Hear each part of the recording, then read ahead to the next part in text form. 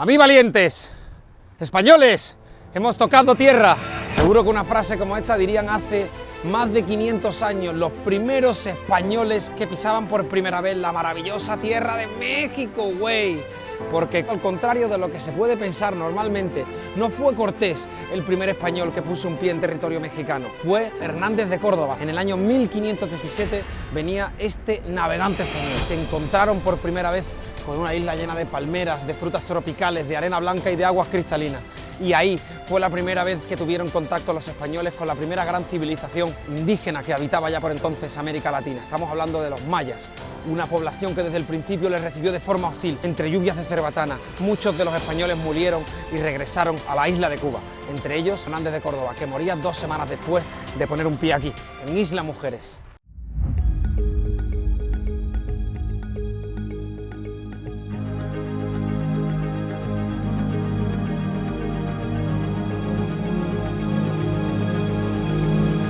Pues una sensación como esta se tuvieron que llevar los hombres de Francisco Hernández de Córdoba en 1517 cuando llegaban a Islas Mujeres, porque fue con estatuas de esta deidad maya, la diosa Ixchel, lo que se encontraron los españoles cuando llegaron aquí, montones de estatuillas, de ahí que le pusieran ese nombre, Islas Mujeres.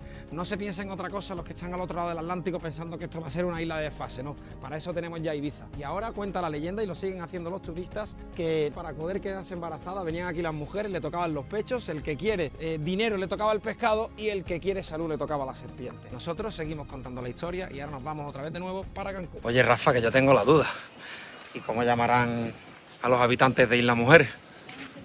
Mujeriego, ¿no? Mujeriego, yo soy un mujeriego. Febrero del año 1519, partiendo desde Santiago de Cuba, unos 600 hombres liderados por el capitán extremeño partían rumbo a la península del Yucatán, un territorio apenas descubierto 2 años antes, como decíamos, por Hernández de Córdoba y después por la segunda expedición de Juan de Grijalva. Comenzaba así una expedición que iba a durar 2 semanas y que arrancaba donde nos encontramos, en la isla caribeña de Cozumel. Muy poquito queda que recuerden esta isla el paso de aquellos españoles, pero hay un detalle tremendo aquí, tremendo. En esta isla de Cozumel, en un lugar situado a pocos metros de este templo, se celebró la primera misa en territorio nacional. La celebró el padre Juan Díaz, capellán de la expedición que encabezaba el capitán don Juan de Grijalva, el 6 de mayo de 1518.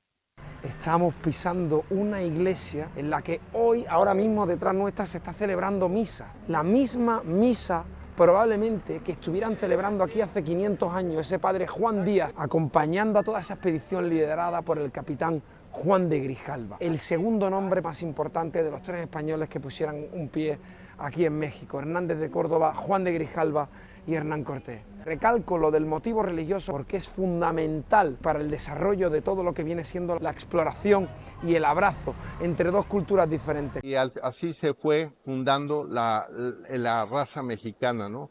Con esos valores, con los valores que fueron trayendo los primeros evangelizadores. La evangelización ayudó mucho precisamente a esta reconciliación o a este encuentro entre culturas para poder vivir una paz entre todos, ¿no? También es importante recalcar que hoy en día en la isla encontramos descendencia o herencia de esos habitantes que eran los mayas. No es fácil encontrar situaciones así en el resto del mundo, pero sí las tenemos aquí en México, sí las tenemos aquí en Cozumel. Veníamos buscando herencia de los habitantes que estuvieran en esta isla antes de que llegaran los españoles, porque aquí, si yo no me equivoco, lo que habitaban antes de que llegaran los españoles eran los mayas. Todos venimos desde Yucatán, somos quintanarroenses, pero con descendencia maya. Yucatán, mire, cuando llegaron los conquistadores españoles, llegaron al pueblo maya, llegaron preguntando que cómo se llama aquí, y ellos no entendían su idioma, el español, y preguntaban y decían, pues, Yucatán, no te entiendo. Hablando de que este territorio del país mexicano que se llama Yucatán, al final viene de un malentendido. O sea, la comunicación, el lenguaje siempre es la clave para que las personas prosperen y se comuniquen, ¿no?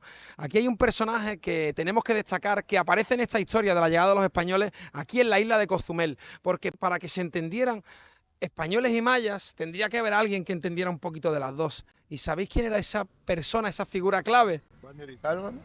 Juan de Grijalva llegó aquí como capitán, 1 año después llegó la expedición de Hernán Cortés. Y aquí Cortés descubrió, a través de mensajes que le decían los locales, de que aquí había españoles, decían Castilia, Castilia.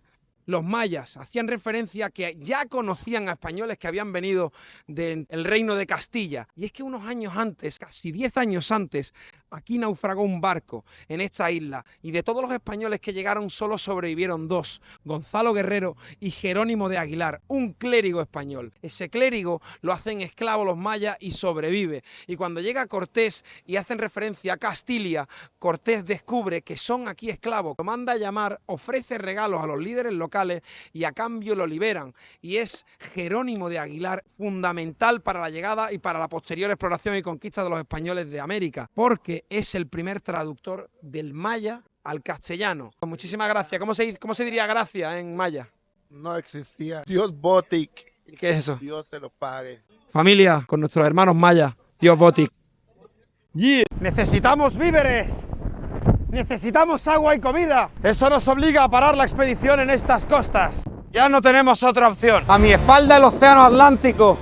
Por delante un río. Tierra. La expedición de Cortés y sus hombres necesitaba obligatoriamente parar, porque ya no les quedaba nada. No les quedaba agua, no les quedaba comida. En las costas de esta playa de Chalchihuecán iba a ocurrir un hecho que iba a cambiar la historia de esta expedición para siempre. Habría que imaginarse el asombro de los presentes, unos cientos de españoles y otros tantos miles de indios, cuando de repente, a lo lejos, ven llegar por primera vez una comitiva ataviada con todo tipo de atuendos y de lujos, de oro y de plata. Y no era para menos el asombro, porque esa comitiva no era otra que una embajada de los mexicas, enviada por el mismísimo emperador Moctezuma Xoyocotzin. Imaginaros lo que tendrían que sentir los españoles cuando ven por primera vez a los orgullosos aztecas. Imaginaros lo que sentirían esos mexicas cuando ven por primera vez a los hombres blancos que llegaban del otro lado del océano. Unos que vienen del agua dulce, otros que vienen del mar. Es la primera vez que chocan esas dos culturas, esos dos mundos, aquí en la playa de Chalchihuecán, una playa que está prácticamente igual a como la vieron los españoles cuando llegaron. Y es aquí, tocando esta arena que yo toco, es aquí donde por primera vez las dos embajadas se cruzan.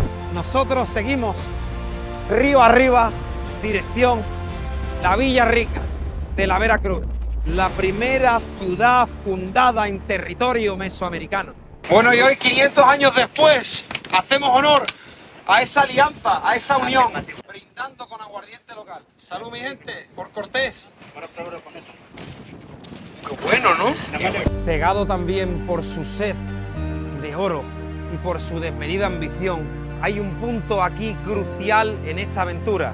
Hay muchos seguidores de Cortés que entonces querían volver a la cómoda, a la alegre y a la bulliciosa Cuba, porque aquí no había nada más que selva, poca comida, y algunos españoles consideraban esta región del Golfo de México como un auténtico infierno. Pero ay, amigos míos, cuando se le puso a Cortés entre ceja y ceja llegar hacia México, Tenochtitlan, decide tomar una de las decisiones más polémicas de toda esta historia.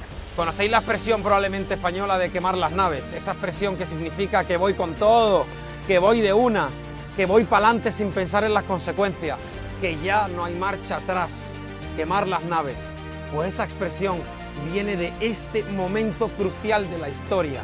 Cortés, llevado por el impulso de conseguir oro, pero sobre todo hacer historia con su nombre, Cortés quema los barcos con los que su expedición había llegado hasta aquí, hasta este punto, después de llegar a Cozumel, después de llegar a Centla, después de llegar hasta aquí, el Golfo de México, a la zona de Veracruz, para obligar a su expedición a seguir a pie, quema los barcos y así ya no hay vuelta atrás. Ahora era Cortés, 500 españoles, unos cuantos miles de indios y el vasto continente americano, dirección a la siempre eterna Tenochtitlan.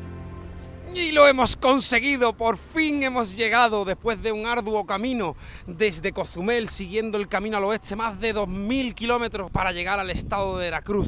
Una vez que llegamos a Puerto Veracruz, la zona más poblada de este estado, llegamos media hora en autobús hasta aquí, está este lugar olvidado, pero mágico, porque fue aquí. Señores, esta placa, acércate Rafa, esta placa es la que conmemora que aquí se fundó la antigua Villa Rica de la Veracruz en el año 1519.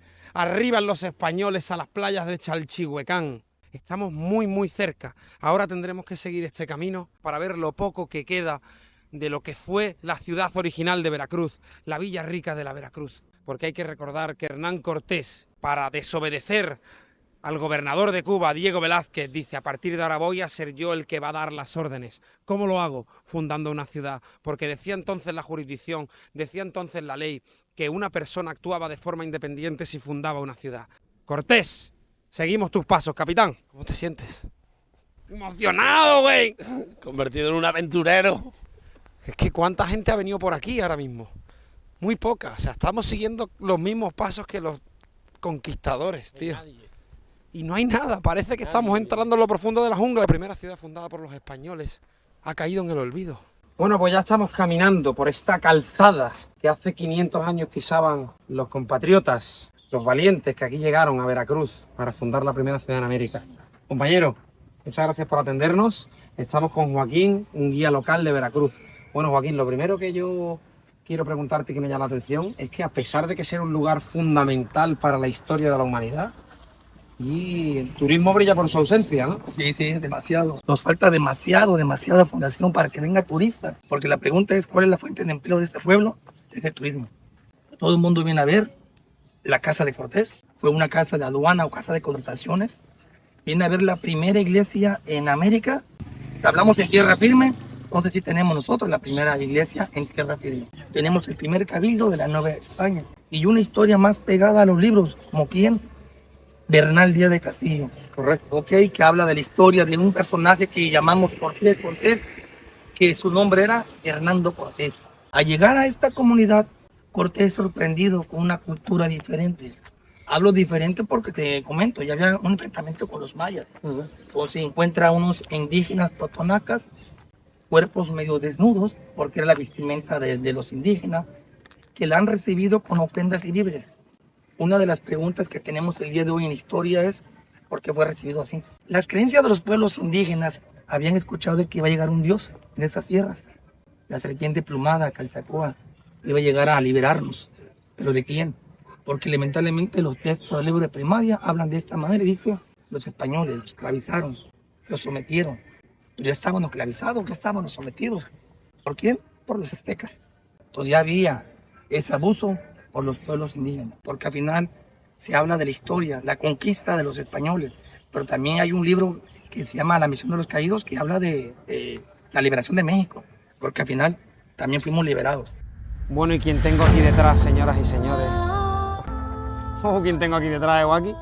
Tenemos a una de las personajes más importantes de esta historia, probablemente una de las mujeres más importantes de la historia de la humanidad, y que por desgracia la tienen olvidada, casi odiada incluso en este país.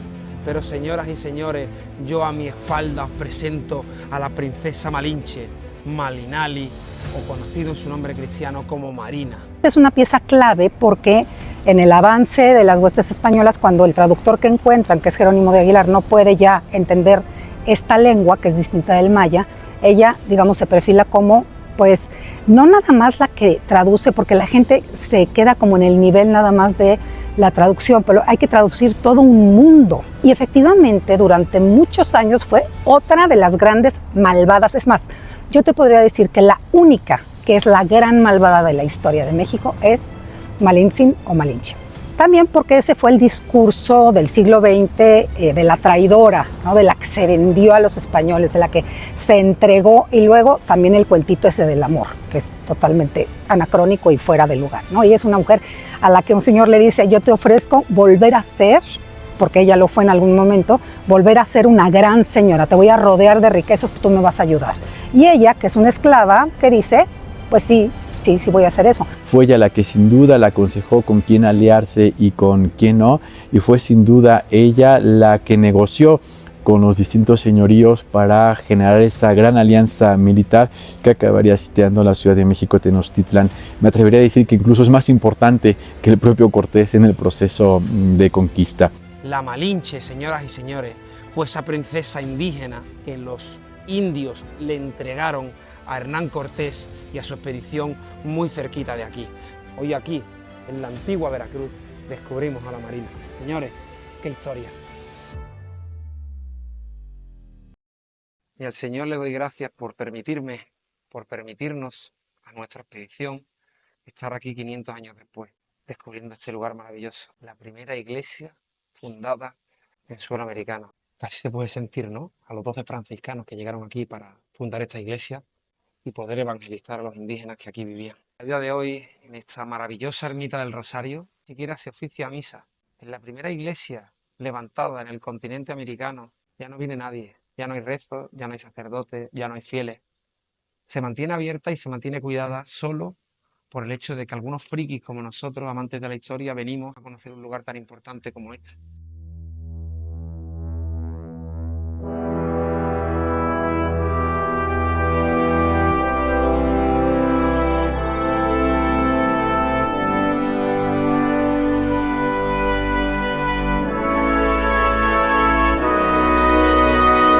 La casa del capitán convertido en leyenda, que consiguió una de las gestas más increíbles de la historia de la humanidad. Y nos está diciendo nuestro compañero Joaquín, el guía, que apenas 20 personas al día pueden venir aquí a verla, que hemos entrado gratis. No tiene seguridad, no tiene protección, no hay ninguna caseta de entrada para vender algún ticket. Y como metáfora de su personaje, así está su casa. La casa de Cortés está totalmente absorbida por la naturaleza, por el paso del tiempo. Lo mismo que le está ocurriendo a su nombre. Y aquí en la casa del gran capitán extremeño yo lanzo las siguientes preguntas. ¿Cómo está ahora la casa de Ana Frank en Ámsterdam? ¿Cómo está ahora la casa de dos personajes que ni siquiera existieron, como fueron Romeo y Julieta en Verona, Italia? Son visitadas cada año por millones de turistas, son emblema de sus países, son fuente de ingresos a nivel turístico de las ciudades que las acogen, pero no así en el lugar donde nos encontramos, en la casa de uno de los guerreros más importantes de la historia, un guerrero cuya hazaña está a la altura de las de Alejandro Magno, de las de Julio César o de las de Napoleón Bonaparte. Yo no vengo aquí a juzgar, vengo a demostrar la historia de un hombre que será siempre pasado, presente y futuro, de la nación mexicana, de la nación española y de toda la humanidad. Hernán Cortés. Yo les decía a mis amigas, les digo, los españoles. Una decía, no, es que nomás se vinieron a llevar las cosas. Le dije, no, sí, mira, los ingleses sí vinieron nomás a llevarse cosas. Digo, pues yo 1000 veces estoy contenta de que hayan sido españoles, somos los mismos. Yo le voy a dar un abrazo a esta mujer porque ha hablado lo que yo quiero, que a mí me gusta. Gracias, señora. Sí, ¿Cómo se llama usted? Me llamo Josefina. Josefina. Josefina. Hermanos. Cortés es un hombre de su tiempo, como lo son otros conquistadores, Pizarro, Magallanes, digamos, son estos hombres que buscan la gloria, la fama, acrecentar el honor, la honra familiar, dejar un legado para las generaciones que les van a suceder. Y en ese sentido, pues hay que ubicarlo en ese tiempo y en ese espacio. No es, a mí no me parece, ni un superhéroe ni un supervillano. Me parece un hombre que emprende, digamos, acciones con miles de cosas que entiende que puede capitalizar a su favor. Una figura ampliamente desconocida a ambos lados del Atlántico. Y el problema ha sido que estos trabajos científicos que hemos realizado desde el ámbito académico no han tenido una trascendencia social y hay un enorme desconocimiento de la historia de la conquista. Por lo tanto, las valoraciones que se hacen, particularmente en los medios de comunicación, pues parten de un profundo desconocimiento de la figura de Cortés y del contexto histórico en el cual actuó. Sin duda que es un personaje importantísimo para la historia de España, para la historia de México, para la historia de América en general. Estrechamos la mano a los hermanos españoles porque somos una nueva raza, heredera de la sabiduría indígena y de la gallardía de Iberia, 1519-2004, hermanándose las ciudades de Veracruz y de Cádiz, señores. Veracruz y Cádiz nos íbamos y hemos visto este monumento, esta placa, que yo no tengo más remedio que sentarme aquí. Y aunque solo quiero ceñirme a la historia, la pasión que me corre la sangre ahora mismo me obliga a transmitiros lo que siento y lo que se siente pisando estas tierras de la antigua Veracruz, señores. Lo que tenemos que hacer es dar las gracias, todos los hispanos, porque hoy somos lo que somos, gracias a que unos valientes hace 500 años llegaron aquí y se mezclaron con los que aquí había. Y hoy por eso Sudamérica tiene magia, la magia del mestizaje, que eso sí tendría que ser patrimonio de la humanidad, señores. Continuamos ahora nuestro camino, ya estamos más cerca de la ciudad eterna, de México, Tenochtitlan. Nosotros salimos ya de casa, estamos muy cerquita ya de Ciudad de México, estamos muy cerquita de Tenochtitlan. En noviembre del año 1519 eran 3 españoles exploradores los que veían la ciudad eterna desde lo alto de la cima del volcán Popocatépetl. Nosotros estamos ahora mismo en la ciudad de San Luis de Teotihuacán. No vamos a ver la ciudad de Tenochtitlán porque como tal ya no existe, pero vamos a ser testigos de lo más parecido que pudieran sentir los españoles en aquella fecha. Ahora enseguida voy a descubrir por qué. Conéctate el scoop, por favor, Will. Hay que le ayude a este muchacho. Rafi, estamos a punto de llegar al término de nuestro viaje, el último punto de la expedición de Cortés. Los pelos de punta, ¿no, Alvarado? Oh, yo ya no me quedan ya ni pelos.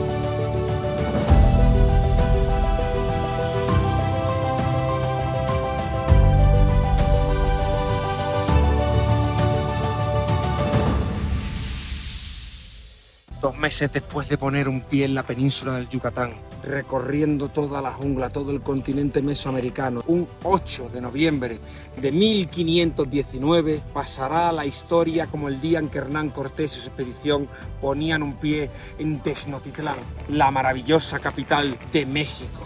Y ahí, en la calzada de Tlalpan, una comitiva les recibía para darles la bienvenida a la capital del Imperio Mexica.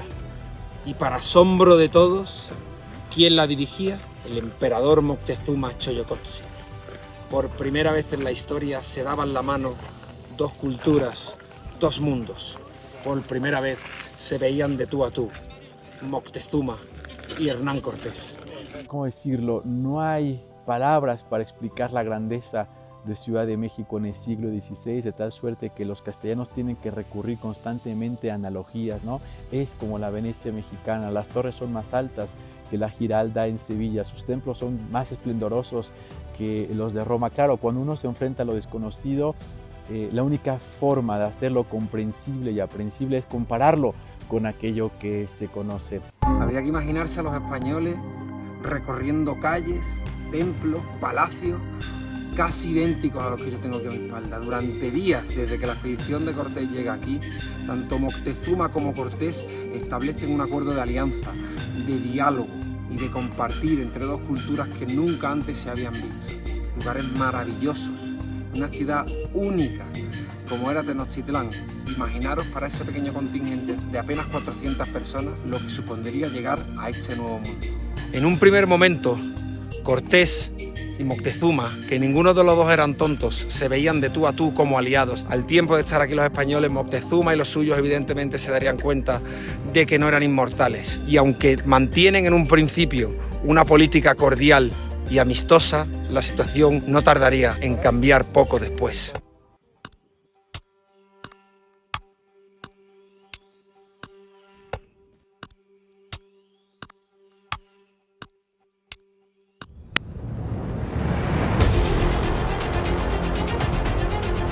En un momento en el que la expedición se encuentra en Tenochtitlán, parte del contingente español que se había quedado en Veracruz había sido masacrado. Cortés pidió la cabeza de su culpable y ante la falta de respuesta, los españoles deciden directamente encadenar y encerrar a Moctezuma. El palacio de Axayácatl se había convertido en una tumba. No se sabe muy bien por qué, pero los españoles habían masacrado prácticamente a todos los líderes mexicas en una fiesta suya sagrada, lo que provoca evidentemente un cambio de impresión de los mexicas hacia los españoles. No pueden evitarlo, a pesar de que Cortés y Moctezuma pretenden mantener esa alianza que habían tenido desde el principio. El caos ya se había formado y la guerra era inminente. De hecho, cuenta la leyenda que hay un momento crucial en esta historia porque el propio Moctezuma, prisionero de Cortés, se asoma a un balcón pidiéndole a los suyos que se calmaran, pero los mexicas y sus dioses pedían sangre. Comienza así una huida desesperada del palacio Y de Tenochtitlán ya eran miles de indios, miles de aztecas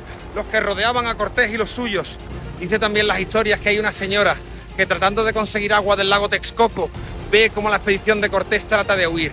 Y ahí de repente empieza a sonar el sonido de la serpiente, el sonido de los tambores, el sonido de la guerra y de la muerte. Sin fuerzas y casi sin vía de escapatoria, casi todos los españoles habían muerto. Miles de indios también, compañeros tlaxcaltecas y totonacas de la expedición de Cortés, habían sido vilmente asesinados y masacrados por los indios. Cortés y unos cuantos de los suyos logran escapar. Y antes de dejar definitivamente los terrenos del imperio mexica, Cortés se para en un bosque y se pone a llorar. La noche triste, el día que Cortés lloró por la peor derrota sufrida por los españoles en continente americano. Y después de la torrada que nos hemos cogido en Teotihuacán, hemos llegado aquí a Otumba, una de las gestas más importantes de la historia de toda la humanidad. Una, amigos míos, en la que ocurrió aquí en este pueblo que nosotros estamos caminando ahora mismo. Fue la batalla de Otumba. Aquí, señores, aquí se jugó el todo o nada. Era vivir o morir. Veníamos diciendo que tras la noche triste en Tenochtitlán, los españoles y los indios aliados habían escapado a duras penas. Habían muerto cientos de españoles y miles de indios. Pero señores, en este lugar, como si fueran las Termópilas, como si fuera Stalingrado, como si fuera Normandía, aquí Hernán Cortés se da la vuelta. Y dice que si la muerte ha de llevarle, aquí acabará enfrentándose a los mexicas. Era una locura, era totalmente inverosímil, porque la expedición de Cortés estaba formada por apenas 300 españoles y 800 tlaxcaltecas. Pero enfrente se encontraba el ejército más grande que nunca jamás se había visto en suelo americano. La flor y nata del ejército mexica, más de 20.000 guerreros, venían a poner punto y final a la presencia de los españoles. Pero una vez más, el hábil Cortés se salió con la suya. Cuando todo estaba perdido, ya no era la gloria, ya no era la riqueza ni el oro, era luchar por la vida. Y en una última cabalgada, 6 jinetes cargaron contra el capitán mexica, el hermano del emperador por entonces Cuitláhuac. Y Cortés, listo de él, con una lanza, consigue atravesar el corazón del general mexica. Él sabía que el resto de las tropas mexicas huirían porque se rendirían si tomaba el estandarte. Gracias al saldo de esa batalla, Cortés puede refugiarse de nuevo en Tlaxcala, reagruparse, reorganizarse y un año después, ya con todo organizado y con una tropa mucho más numerosa, volver y sitiar definitivamente la capital del imperio mexica. Importantísimo, clave en esta historia, fue lo que ocurrió aquí. La batalla de Otumba entre Hernán Cortés y el ejército mexica. La última carga por la eternidad. Y ojo al dato, nos encontramos en Otumba, su nombre original es Otompa. Otompa, la lengua náhuatl, que es la lengua de los aztecas, significa que es el lugar de los otomanis. Pero la leyenda dice que realmente el nombre de Otompa a Otumba pasa porque el capitán Hernán Cortés, cuando ve los cadáveres de todos sus soldados en esta espectacular batalla, clama al cielo y dice: «Oh, tumba de mis soldados». Aquí ponemos punto y final a nuestra parada en México. ¿Y por qué aquí? Este hospital que yo tengo aquí a mi espalda fue un hospital que el propio capitán construyó una vez que ya empezara a transformarse esa Tenochtitlan azteca en la Ciudad de México que conocemos hoy. Un hospital que atendía a españoles, pero por supuesto también a indígenas. Esa era la voluntad del capitán Cortés. Bueno, cómo terminan nuestros pasos en Ciudad de México. En el Hospital de Jesús nos decían que era prácticamente imposible la entrada, pero hemos dado un pequeño donativo para la causa y nos han dejado entrar en este claustro que tiene 500 años. Miren, amigos míos, porque si en todo México no hemos sido capaces de encontrar apenas ninguna referencia al hombre que cambió la historia de este país, es aquí, en este lugar, donde hemos conseguido encontrar la mención a este hombre, que independientemente de cómo se analice... Coño, que se puede mover y todo. Me lo llevo para España. No, hombre, independientemente del contexto que se le da a la historia, está claro que este hombre que yo tengo aquí a mi derecha probablemente esté a la altura de los grandes conquistadores de la historia de la humanidad. No me canso de repetirlo. En esa lista de los más grandes tiene que estar él, Hernán Cortés, el fundador de este hospital por el que ahora paseamos. Vente, Rafita. ¿Cómo sería caminar por este claustro aquellos días de reconstrucción de Tenochtitlán, convirtiéndola en la capital de lo que sería el virreinato de la Nueva España? Es aquí, en este hospital, donde empieza a fraguarse una nación, la nueva era del México de hoy. Y fue aquí donde por primera vez se encuentran el emperador Moctezuma y Hernán Cortés. La figura de Hernán Cortés y lo que él hizo poco a poco se va olvidando en las páginas del tiempo, y por eso me resulta tan emocionante estar aquí hoy, para rescatar la historia. Y es aquí precisamente en el hospital que fundó Cortés donde, señoras y señores, con todos ustedes os presento el encuentro de dos mundos, lo que os he venido contando todo el camino: la cruz de Cristo, la religión, la que podría ser después la Virgen de Guadalupe, Pedro de Alvarado, gran capitán e íntimo amigo de Cortés. Aquí tenemos a don Bernal Díaz del Castillo, el que escribía en sus páginas todo lo que iba siendo la aventura. Aquí tenemos al Capi, al que fue decisivo, al que no tuvo miedo de cruzar lo desconocido para mostrarle al mundo una nueva civilización. Y aquí, a su lado, fundamental en esta historia, ¿no fue importante doña Marina? ¿Acaso, viendo este fresco, no somos capaces de imaginarnos lo increíble y lo extraordinario de esta empresa, de esta aventura? El viejo mundo y a este lado el nuevo mundo, nunca visto hasta entonces, representado por él, otro grande, el gran Huey Tlatoani Moctezuma Xoyocotzin II. Y aquí, en el Hospital de Jesús, despedimos nuestra aventura en Ciudad de México, siendo testigos fieles de la historia que fue la de México y España.